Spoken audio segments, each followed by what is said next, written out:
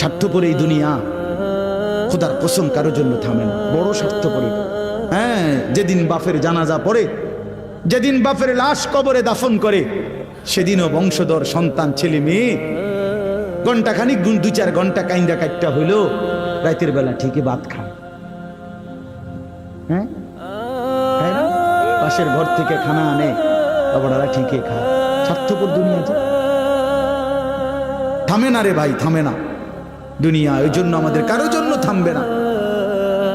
তুমি আমি মরে গেলে শেষ। আবারও বলছি এই কথা, আমি মরে গেলে এরপরে পৃথিবী যত আধুনিকে হোক না কেন, আমার কি কথা বুঝছেননি? আমি মরার পরে যদি সবার ঘর স্বর্ণের বাড়ি হয়ে যায় তো আমার লাভ হইল কি? আমার মৃত্যুর পরে যদি সব মানুষ আধুনিক হইয়া সাঁদের দেশেও জায়গা, আমার ফায়দা কি? আমি তো না।